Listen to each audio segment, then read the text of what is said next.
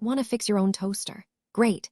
Now let's talk about why that's illegal, not because you lack motor skills, because the entire architecture treats untrained hands like a systemic risk. Let's unpack digital locks. They're not corporate evil. They're incentive structures. If you could bypass a printer firmware with a paperclip, the manufacturer goes bankrupt. Bankrupt labs don't fund breakthroughs. They fund bankruptcy courts. So warranty voiding sounds predatory, but consider the liability matrix. If you swap a lithium cell with a butter knife, who pays when thermal runaway hits? The insurance market implodes.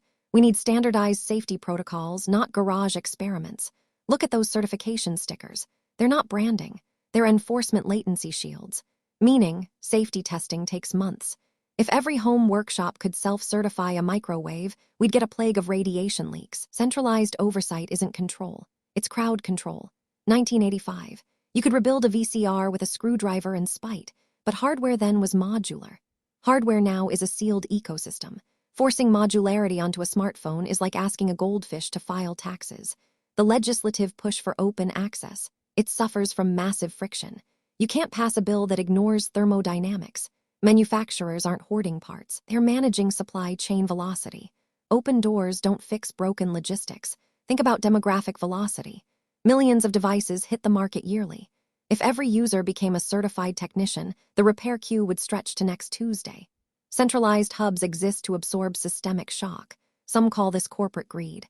I call it a skill issue. You don't need a doctorate to read a manual, but you do need one to calibrate a medical sensor. Safety isn't a suggestion, it's a binding contract, so restricted repair protects you. But wait, what about planned obsolescence? The real bottleneck isn't access, it's R&D funding. If we break the profit loop, innovation stalls. We trade convenience for permanent stagnation. The system isn't broken, it's optimized. It trades your DIY fantasy for predictable performance. You want total control. Build a ham radio. You want a phone that works. Let the engineers keep the keys. So yeah. The right to repair is a myth, and that's the point.